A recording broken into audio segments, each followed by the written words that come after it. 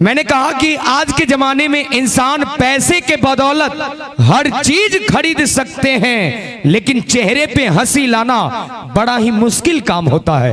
और खास तौर पे मुझे कार्यक्रम में लोग हर किसी के चेहरे पे हंसी लाने के लिए आमंत्रित करता है, क्योंकि कहा गया कि मैं एक अनाउंसर हूं, सबको हंसाता हूं।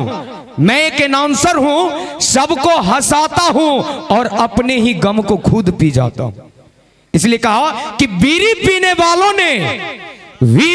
वालों ने कमाल पाप कर दिया और कुछ नहीं मिला तो पड़ोसी का बिस्तर जला के राख कर दिया।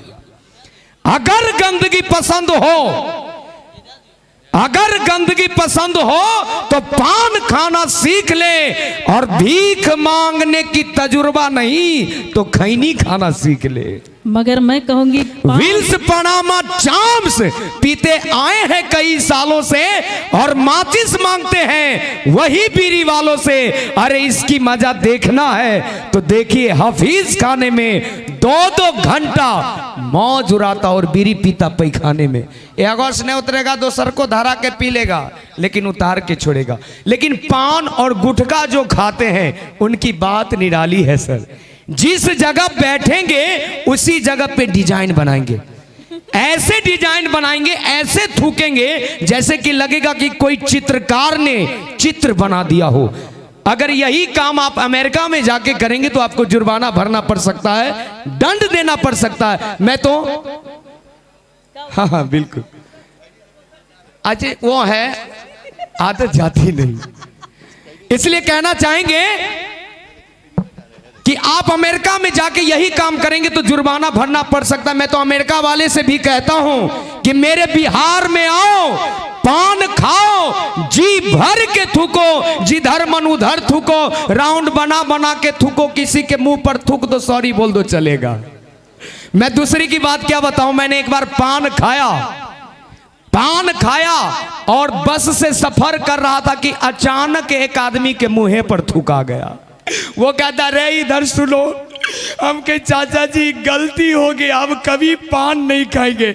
नहीं यार, मैं कहता तू इधर सुन, हम कहीं सर लाइए ना, हम गमछा से पोंछ देते, अब कभी नहीं खाएंगे, क्योंकि अंदर से डर पैदा हो गई थी। चाचा अब हम कभी नहीं पान खाएंगे, हम बाबू क्रिया खा रहे हैं। कहा नहीं यार सुन, इधर ये 10 रुपये का नोट ले और मेरे मुख पर एक बार और थूक।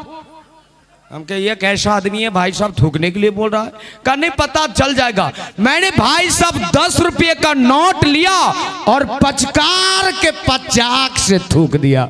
वो कहता है तू मेरे लिए भगवान है। हम कहे कैसे यार, मैं कहता हूं तू मेरे लिए भगवान है। मेरी बीवी कहती थी तेरे मुंह पर कुत्ता नहीं थूकेगा, मेरी बीवी कहती थी तेरे मुंह पर कुत्ता नहीं थूकेगा, मैं आदमी से थुकवा लिया, तू भगवान है। और मजा हो तो जोरदार ताली होना चाहिए। इसी तरह आप गुदगुदाते रहें। चलिए हमारे कुछ दर्शकों की चाह, मैंने एक बार लालू जी से मिला, मैंने लालू जी से प्रश्न किया कि लालू जी आज हमारे देश में तरह तरह के घोटाला होता है और लोग कहते कि इसमें आपका हाथ है, ये कहां तक जायज है मुझे बताइए। तो लालू जी किस तरह अपने अंदाज में बताते हैं, जरा गौर कीजिएगा।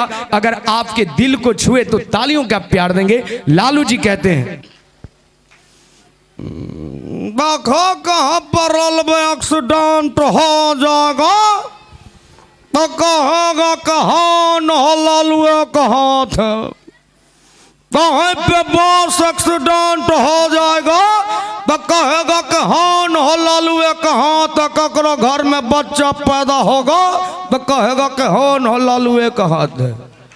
इतना ही नहीं दोस्तों, मैंने लालू जी से पूछा कि लालू जी आप ससुराल अक्सर जाया करते हैं, जरा ससुराल का संधि विच्छेद करके बताएं। तो लालू जी का पागला, ससुराल जैसा कि 4 शब्दों के तालमेल से बना है। ससुराल, सास साधु यादव जो कि हमारा साला है, सु से सुभाष यादव, रा से राबड़ी देवी और ला से तो हम लालू प्रसाद है ये न है।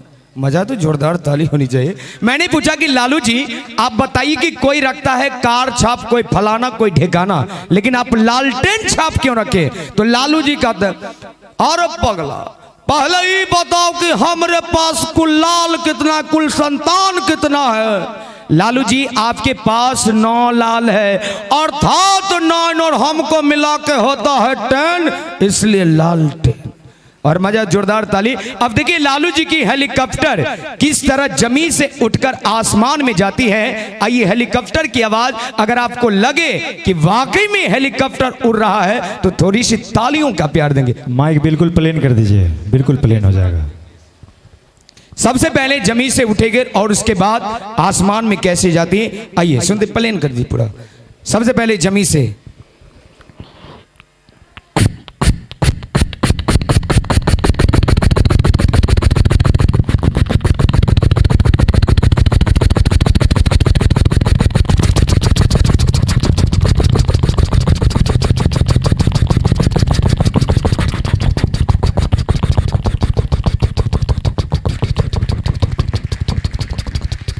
चलिए, बहुत बहुत शुक्रिया तालियों से नवाजने के लिए।